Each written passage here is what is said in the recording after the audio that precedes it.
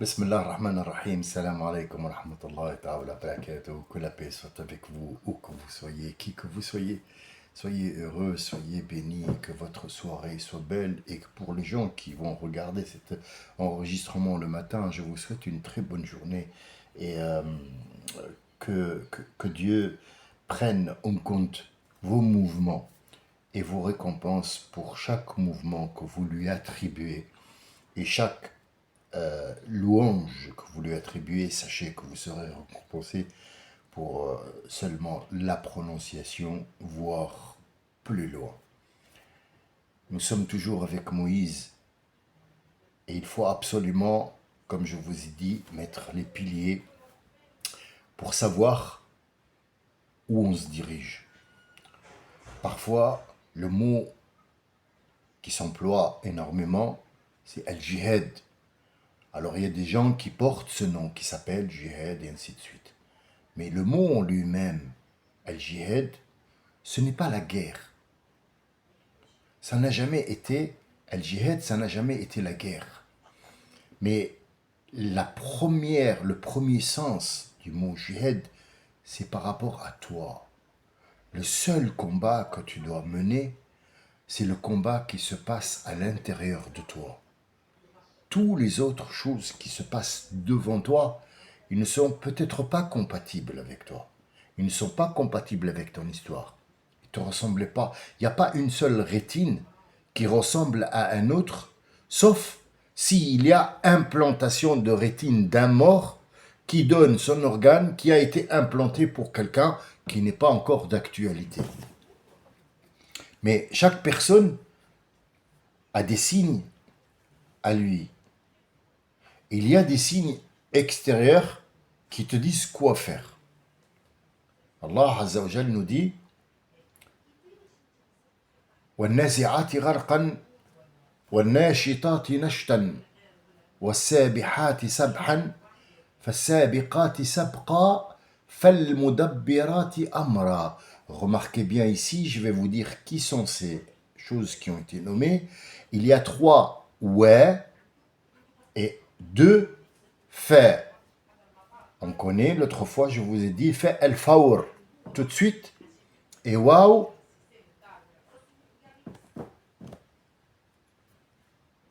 la mise en place, le suivi, et aussi surtout, l'ordre. Une chose vient après et non pas avant. J'ai bu et j'ai mangé. Peu importe si on me dit non, mais on mange d'abord, on boit pas. Non, mais moi je t'ai dit une phrase, je bois et je mange. Ce et m'impose, même si toi tu me dis non, m'impose que je dois manger après avoir boire. Ça c'est la tartib, ça veut dire. Mais elle fait فَالْمُدَبِّرَاتِ أَمْرًا, ça veut dire il n'y a pas de temps entre le geste, le verbe et la mise en place du verbe. Ce sont 5 anges qui sont sur place pour chacun de nous et qui nous trouvent des solutions que tu imagines que c'est toi qui les as trouvées. Tiens, j'ai une idée, pourquoi? En fait, c'est une redirection. Ça veut dire que la personne, elle a voulu aller quelque part, sauf qu'elle a été attirée par autre chose, donc elle a changé de cap. Et donc ça, c'est le travail de وَالْمُدَبِّرَاتِ أَمْرًا, ce sont les derniers. Mais وَالنَّازِعَاتِ غَرْقًا وَالنَّازِعَاتِ غَرْقًا النَّازِعَاتِ وَالْمُدَبِّرَاتِ, tous ces noms-là, des 5 anges qui sont là, chacun a un devoir à accomplir, mais dans un niveau, jusqu'à arriver al-Mudabbarat, ils vivent avec nous sur terre, c'est eux qui sont à la tête de ce qu'on appelle « trouve-lui une solution ». Et ils trouvent une solution parce qu'ils vivent avec nous, ils vivent sur terre avec nous, c'est leur endroit où ils vivent avec la personne jusqu'à ce qu'elle parte et ils sont après affectés à une autre personne. Ils doivent lui trouver un truc comme le travail de El-Khidr que va rencontrer Moussa. Son travail, c'est ça, Mudabbirati Amr, où par contre, chacun a une spécialité. De temps en temps, il y en a un qui doit mourir à 4 heures de l'après-midi, selon l'ordre chronologique des choses. Il va passer sur un balcon où il y a un arbre, un pot de fleurs, qui va tomber et qui va lui briser la coque de son crâne, et il y a un vaisseau sanguin qui est important, bah, et il est mort sur le coup. D'accord? Ça, c'est l'ordre chronologique des choses qui doivent se passer. Or, il a eu la clémence de Dieu dans le savoir de Dieu, et il ne doit pas mourir. Il va être rajouté, sa vie, elle va être rallongée pour une cause que nous ne connaissons pas. Donc cet ange, il va faire en sorte de le retarder ou de lui trouver une solution pour que cette personne arrive ou trop tard ou trop tôt, pour éviter au millimètre, au centimètre près, l'atterrissage de ce pot sur la tête. Ça vous semble banal? Ça vous semble un exemple bête? Non, il n'est pas aussi bête que ça. S'il y a quelqu'un qui est bête, c'est bien nous. On ne fait pas attention à ces signes-là. Donc, le temps n'existe pas chez eux. Il a le temps de monter, de dire voilà ce que j'ai trouvé, ya Rabbi, ya Jibril, dis à Allah ce que j'ai trouvé, est-ce qu'il m'accorde, il m'accorde de le retarder ou de le mettre plus tôt. Donc il aura la réponse à partir de Jibril, qui dit au général, qui dit à l'autre général, qui dit au général. Bon, je dis général, c'est une façon de parler pour vous dire que l'ange qui va apporter l'information, ils sont, en fait, il y a une voie hiérarchique qui est mise en place par rapport aux anges. Il y en a un qui est responsable par rapport à d'autres. C'est toute une armée. Et c'est pour ça que je vous ai dit, Allah n'enverra jamais une armée à Pharaon. Lui envoyer 2 personnes. Mais son vraie armée, c'est pas ça. Donc, je vous ouvre la matière à réfléchir. Comment ça va se passer? Pourquoi Moïse? Pourquoi ce truc? Pourquoi cette fille? Pourquoi il est tombé dans le lin? Tatati tata. Rabbi subhanahu wa ta'ala dans la Bible, il dit ya Moussa istana'tuka li nafsi. Istana'tuka, ça veut dire je t'ai créé en être humain normal. Mais istanat, quand on a l'elif et le sin en arabe littéraire, sachez que c'est un verbe qui a été fait de force. Ça veut dire istayqantu. Avant, j'avais al-yaqin, j'avais une croyance. Mais à un certain moment, il y a une vérité qui m'est semblée claire. Donc, istayqantu, ça veut dire la vérité, je l'ai un petit peu forcée à prendre sa vraie place. Istayqantu. Ou bien istayqaftu min al-naoum. Moi, j'avais envie de dormir. Mais j'ai fait des forces pour me lever. Istayqaftu. Donc Allah subhanahu wa ta'ala dit wastana'tuka li nafsi. Ça veut dire je t'ai créé en être humain normal, mais j'ai décidé de faire en sorte de t'approprier à moi parce que tu es dédié à faire quelque chose. Je t'ai vu dans mon savoir, donc c'est pour ça que je t'ai pris pour moi. Istana'tuka li nafsi. Ils n'ont pas khalaqtuka. Al-khalq, c'est la création. Mais as-sana, as-sina'a, c'est le métier. Allah n'a pas de métier.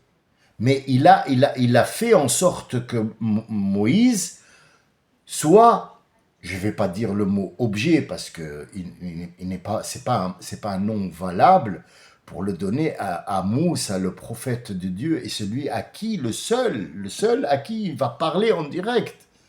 Dieu nous parle à tous, sachez-le. Et si tu veux parler à Dieu, rentre dans une prière et commence à l'évoquer, il t'écoute. Mais si tu veux que Dieu te parle, lis le Coran. Parce qu'il est en train de te parler. Ana Allahu la ilaha illa ana fa'budni. Fa'budni, il te parle. Il te parle. Il te dit waqala Moussa, il te parle, il est en train de te dire. Dieu nous parle à tous. Il peut nous parler à travers le Coran ou à travers la tête. Ça s'appelle Al-Wahi. Al-Wahi, c'est pas que pour les prophètes. Même Shaitan, même le diable, yuhi, yuhi. Pour les gens, il leur fait la susurre. C'est-à-dire c'est une information qui vient pas de la bouche d'une personne. Ce qui vient de la personne, c'est une information. Ce que je suis en train de vous donner, c'est une information. C'est matière à réfléchir. Donc tu peux me dire, tu l'as lu dans un livre. Mais quand ça vient de nulle part, c'est que c'est wahi. On t'a dit de le faire, pour une cause ou pour une autre. Tu te lèves le matin, tu es assis. Qu'est-ce que je fais? Qu'est-ce que je fais? Ben, je vais sortir. J'ai envie de sortir là. Ouais, j'ai décidé de ne pas sortir. Mais je vais sortir quand même. Ouais, là, ça... Tu sors parce qu'il y a quelque chose qui va se passer dehors. Il y a quelque chose. L'Aïcha, Inch'Allah, on va faire l'Aïcha, on a le temps. Puis la nuit est longue. On va dormir un petit peu et on va faire notre prière un petit peu et on va lire un petit peu aussi. Et on va profiter de ce calme de cette nuit pour réfléchir au troisième ennemi de Moussa. Un ennemi qui est... Donc on a vu la peur. On a vu la peur. On a vu que le peuple d'Israël sera l'ennemi public numéro 1 de Moussa. Sachez-le. Vous allez voir les crasses qu'ils vont lui faire. C'est incroyable. Et avec Pharaon. Ça veut dire qu'il vient pour les sortir des griffes de Pharaon, mais non seulement ils lui disent de faire, mais en plus, ils montent Pharaon contre lui. C'est abominable. C'est-à-dire, c'est des gens, si moi, je te propose, je te dis, écoute, viens, on va sortir quelqu'un de prison, on va lui faire un avocat, puis après il sort, il te crache dessus. Qu'est-ce que tu réponds à ça? À mon avis, en tant qu'être humain, déjà, tu lui adresses pas la parole. On parle de gentil et pas méchant. Méchant, c'est autre chose. Mais les gentils, tu lui adresses plus la parole. Deuxièmement, tu raconteras à tout le monde ce qu'il a fait. Troisièmement, tu le respectes plus. Quatrièmement, c'est le quatrième, c'est l'ennemi public. Numéro 3, c'est j'ai plus envie de faire quoi que ce soit avec n'importe qui. Voici l'ennemi numéro 3 de Moïse, la lâcher prise. Je ne veux plus, ya Rabbi, faire. Ça veut dire, on va rompre le contrat, ils m'ont fait trop de mal, je ne veux plus. C'est l'ennemi que tu dois combattre, ya Moussa. Il faut que tu tiennes bon. Tu vas avoir mal, tu vas pleurer toute la nuit, tu vas faire des invocations, tu vas tout essayer avec eux, rien ne marchera. Absolument rien du tout, jusqu'à ta mort. Moïse va mourir avant son frère. Et pourtant, son frère est plus grand que lui, plus âgé que lui. Il va mourir avant de tristesse pour ce peuple-là, pour qui il l'a fait. Et il a dit un mot, j'aurais bien voulu être, écoutez bien ce qu'il a dit, j'aurais bien voulu être un disciple de Ahmed, celui qui va venir derrière moi, parce que Dieu m'a raconté des choses sur lui et il n'a pas voulu nous dire qu'est-ce qu'il lui a dit.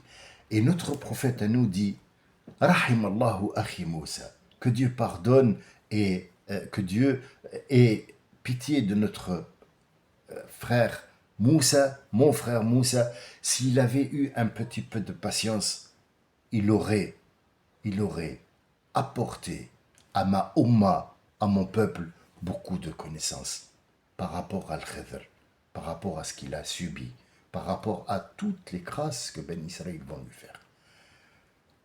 Moïse était coléreux. Moïse, n'était pas quelqu'un de doux. C'est pour ça que Dieu lui associe son frère. Il n'était pas doux. Au premier quart de tour, il démarre. Et quand il démarre, les mots s'en vont. Avec son handicap, il commence à vouloir utiliser tout de suite la force. Et quand on utilise la force, c'est qu'on abandonne. Sachez-le, celui qui utilise la force, c'est une faiblesse. C'est une faiblesse. Or, Moussa était tout sauf faible.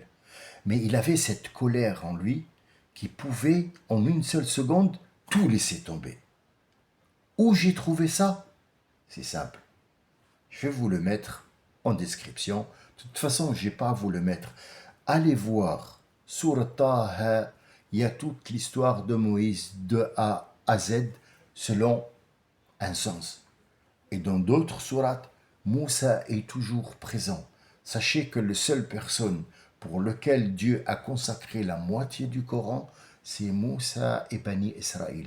On dirait que ce Coran-là, il a été envoyé à Bani Israël comme étant preuve contre eux et non pas pour eux. C'est pour ça qu'il y en a plein, beaucoup, j'en connais énormément, qui ont quitté, comme Gad Elmaleh l'a fait.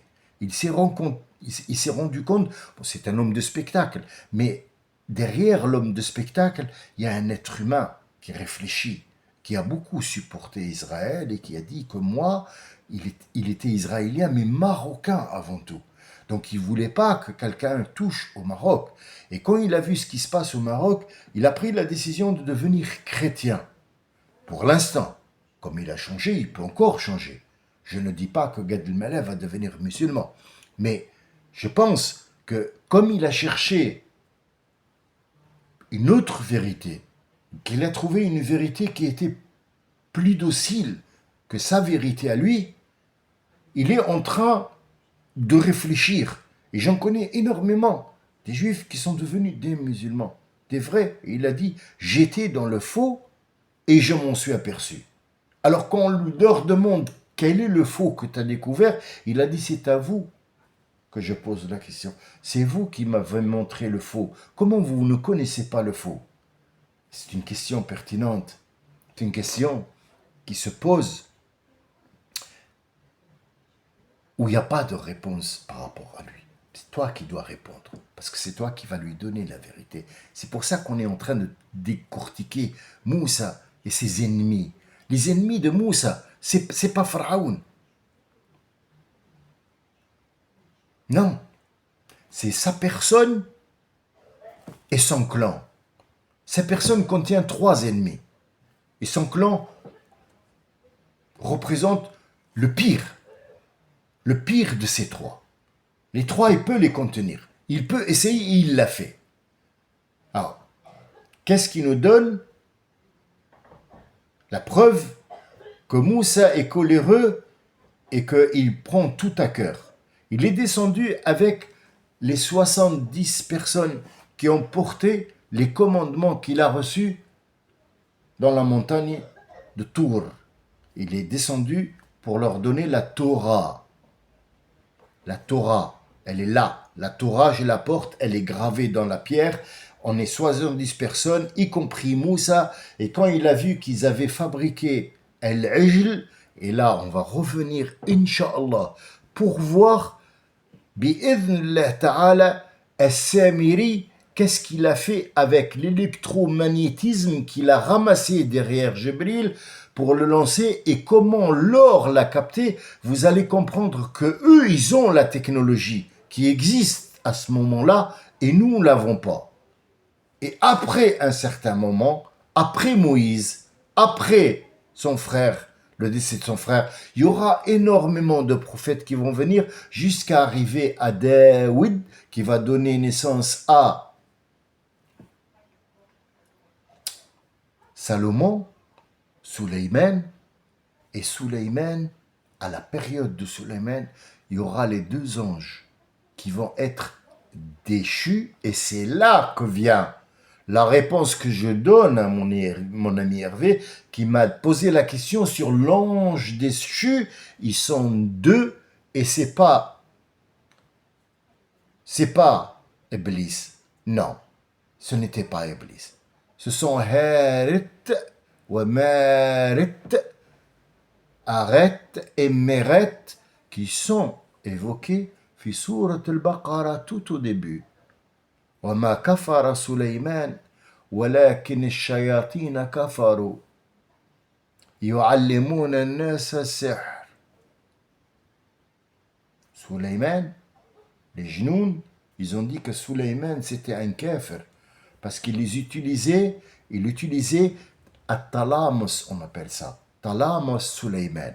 Ce sont des mots qu'il prononce, c'est un son, c'est une vibration qui va vibrer dans une certaine zone, des ondes hertziennes, et qui vont apporter ou alors une téléportation d'un objet comme réception ou alors envoi. Mais il ne pourra pas avec l'être humain. Il va l'utiliser et Jnoun, ils vont dire Sulayman il a kafara. Voilà que celui qui a fait ça, c'est une personne qui a une connaissance de la technologie qu'on cherche aujourd'hui. C'est là que vous vous rendez compte qu'on ne sait rien en fait. On se croit iPhone 16, iPhone 14, ouais, la nouvelle Max Pro 14500. Enfin, c'est toujours les mêmes applications, c'est toujours le truc avec ton téléphone, ting ting. Le seul truc qui rajouté, c'est que la surveillance à la maison, quand tu es en Libye ou tu es en Argentine, en vacances, tu regardes ta maison à travers Internet. Bon, ça, ce sont des applications, des gadgets, disons, mais ça reste toujours un téléphone. Nous n'avons pas de technologie. Nous ne sommes pas encore arrivés à la technologie qui peut nous dire comment. Qu'est-ce qu'ils ont apporté ces deux anges déçus et pourquoi ils ont été déçus et pourquoi ils ont atterri à Babylone, pourquoi Babylone et pourquoi pas un autre endroit, pourquoi pas par exemple la Mecque ou pourquoi pas un truc. Il y a une raison et cette raison-là on doit la chercher. Donc moi je l'ai vu quelque part, mais je ne peux pas vous donner ma vision comme étant de l'argent cash. Non, non. Non. Moi, je vous donne ma vision, comment j'ai lu, comment j'ai décortiqué cette phrase dans le Coran, et c'est à vous après d'aller chercher où et comment, pas dans les livres, pas sur Internet. La conviction. Comment on peut réfléchir quelque chose qui n'existe pas, et avec qui surtout? Ne fais pas la faute d'aller discuter avec ça, avec des gens qui n'ont aucune connaissance. Tu vas revenir. Et on va revenir à l'histoire de Moussa. Tu vas revenir comme Moussa. Moussa va leur dire, Dieu, mais dis à ton Dieu de nous donner tel et tel.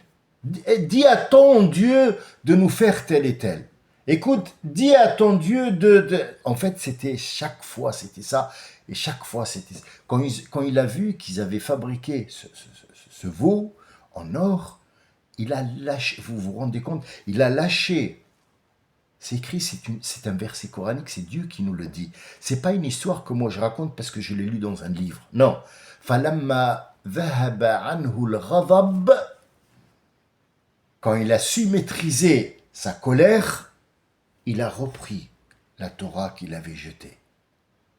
Je peux vous le mettre en description, mais ça ne sert à rien puisque vous allez lire. Donc je peux tout vous mettre en arabe. Il y a des gens qui ne parlent pas en arabe. Comment je peux vous la mettre en arabe puisque je suis en train de vous traduire l'arabe que vous ne connaissez pas. Donc je ne peux pas vous mettre une prescription et vous dire allez dans tel et tel. Mais vous pouvez aller prendre les mots en arabe et les mettre avec ma description à moi. Et vous allez voir que faites appel à Dieu. Dites-lui arabe, je voudrais comprendre l'histoire de Moussa. Vous allez voir, s'il ne vous envoie pas quelqu'un, moi, honnêtement, je demande à disparaître. Je demande qu'on enlève le grand-père de celui que... Et je n'existerai plus. S'il y a une machine à remonter le temps, Dieu peut tout faire. Je demande à Dieu de m'enlever de cette vie si jamais il ne vous répond pas. Au grand non est impossible que tu vas demander quelque chose à Dieu et que tu reviennes les mains vides. Il y a une histoire que j'avais racontée sur Moussa, je n'ai pas terminé. Moussa, on va passer, je pense qu'on va passer 2025 à parler que de Moussa parce qu'il nous a tellement appris, que notre prophète, alayhi salatu salam, il faisait toujours référence à Moussa, toujours. Et c'est Moussa. C'est grâce à Moussa qu'on a eu 5 prières et non pas 50. Vous allez voir comment. Mais je pense que ce n'est pas le moment. Maintenant, nous parlons juste des ennemis de Moussa. Donc on les recompte pour que vous ayez le compte. Vous savez pourquoi il va combattre, et il va d'abord combattre qui? Al-Jihad commence par toi, et non pas aller tuer des gens pour leur dire « Allez, devenez musulmans, sinon je vais vous tuer ». Non, non, ça n'a jamais été ça. Personne ne l'acceptera, Dieu, quand il a été forcé de venir croire. La croyance, elle doit être tout à fait acceptée. Quand la personne vient de plein gré. De plein gré. De force, elle ne sera jamais acceptée. C'est ce qu'il a demandé Moussa. Rabbi subhanahu wa ta'ala, il a demandé à Moussa, je n'accepterai personne sous la contrainte. Je veux qu'il vienne à moi avec une conviction. Alors il y a Moussa, les trois ennemis que tu ne vois pas, ils sont en toi. Ta colère, ta peur et ton clan.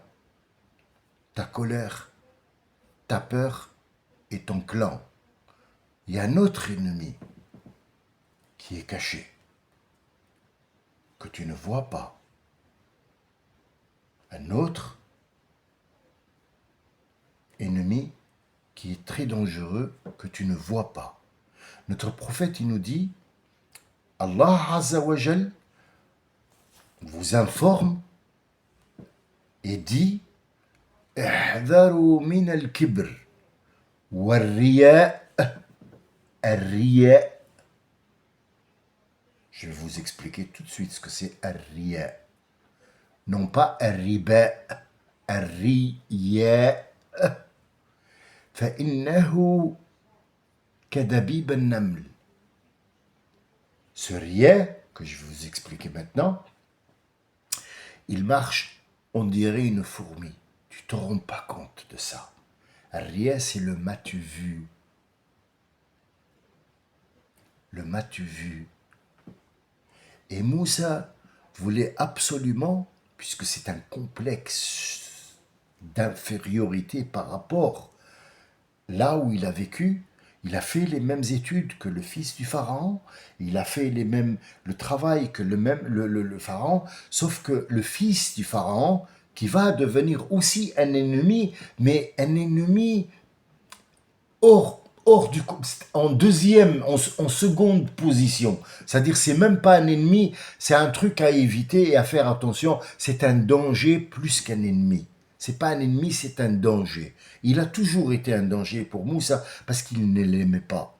Il n'a jamais accepté qu'un Bani Israël, qu'un juif pour lui, enfin, il n'y avait pas de juif à l'époque, hein, c'était Bani Israël, la sous-espèce d'être humain, parce que eux c'était des nobles, c'était des gens qui venaient d'un sang pur. Ces gens-là, c'était des esclaves, c'était des gens de deuxième, troisième, voire quatrième catégorie qu'on ne respectait pas. Comment ça se fait qu'il est là et qu'il prend des cours comme moi, et qu'il s'habille comme moi, et qu'il mange comme moi, et que Essia lui donne de l'importance, ce qui n'était pas sa mère. Elle était la mère d'adoption de Moussa, elle le couvrait toujours de Pharaon, mais c'était pas la mère du fils de Pharaon. Le fils de Pharaon, il venait d'une autre femme et qui était prétendant au trône. Et nous n'avons pas son nom. Alors, il y a des gens qui disent tout en canon, il y a des gens qui disent Akhenaton, mais en fait, ce sont que des hypothèses. On n'a pas vraiment, on est en train encore de chercher, sauf que nous, ça nous intéresse pas qui est le fils de Pharaon. C'est pas intéressant pour nous parce qu'il a terminé sur le trône après la mort de son père et il n'a pas fait long feu. Donc après, les pharaons étaient éteints, ils ont commencé l'extinction et ils sont finis parce que Dieu a donné une promesse. Donc c'était ça le but, c'est qu'on arrive que la Rome, à un certain moment, va anéantir l'Égypte et le pouvoir de l'Égypte, c'est la Rome qui va le couvrir à travers César, et c'est Cléopâtre qui va venir, la dernière. On a le nom de Cléopâtre, mais c'était pas vraiment son nom, c'était l'appellation qu'elle avait. C'était une descendante du pharaon qui allait prendre la place de son frère, le fils de Pharaon. C'est la la troisième dynastie de Ramsès II qui va éteindre complètement l'existence des pharaons. Mais restons avec Moussa. Donc son premier ennemi, c'est la peur. Son deuxième ennemi, c'est la colère. Son troisième ennemi, c'est son clan, Bani Israël. Et le quatrième, c'est le m'as-tu vu. Alors ne croyez pas que Moïse voulait bien se faire voir. Non, c'était un complexe qu'on lui a mis. Son frère adoptif, son demi-frère, si vous voulez, ou son frère d'adoption, le fils de Pharaon, le maltraitait toujours, il le piquait avec des mots, le piquait avec des trucs, le rabaissait tout le temps, et il voulait absolument prendre le dessus. Et ça, notre prophète, il dit, c'est comme si c'était une fourmi. Tu t'en rends pas compte. Tu te rends pas compte de ce que tu fais, mais à un certain moment, tu te retrouves avec un complexe de supériorité et tu vas écraser tout le monde. Et là, un jour, Moussa va dire, je suis le seul et l'unique personne au monde qui a le plus de savoir. À peine il a dit art de savoir, qui a vu Jibril derrière, il lui a dit, tu viens d'avoir un blâme.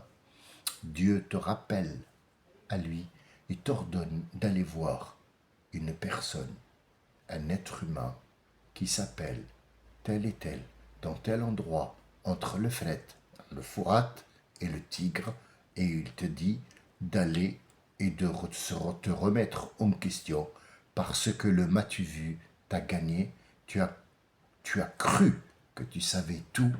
Moussa, je vais te faire comprendre que tu ne sais absolument rien. Je vous laisse, Inch'Allah, dormir en paix avec ce que je vous ai dit pour cogiter un petit peu dans ce que j'ai dit. Il y a énormément d'informations, beaucoup d'informations dans cet enregistrement-là qu'il faut mettre avec les autres et faire faire le classement pour après commencer, Inch'Allah, l'histoire de Moïse avec ce que je vous ai donné en préparation. Vous allez comprendre énormément de choses qui se font maintenant. Vous allez comprendre qu'on est en train de retourner en arrière. Et la promesse de Dieu, comme on a commencé, il va finir. Il a commencé avec un son et il va finir avec un nafr. Sour. Je vous dirai ce qu'est sourd, ce que c'est un nafr et qui va souffler dedans. Comment se passe la fin du monde? Ce sera un vendredi. Comme la mer s'est ouverte un vendredi, mais il faut d'abord qu'on passe par Moïse. Passez un bon moment dans votre sommeil réparateur. Évoquez Dieu beaucoup. Demandez-lui, il vous donnera. N'hésitez pas et ne laissez pas le m'as-tu vu vous prendre. Jamais ne vous prenez pour quelqu'un qui sait tout. Nous ne savons rien. Nous ne savons absolument rien. Et faites attention au savon de Marseille. Il n'est pas naturel. Salam alaikum wa rahmatullahi ta'ala wa barakatuhu. À bientôt, Inch'Allah.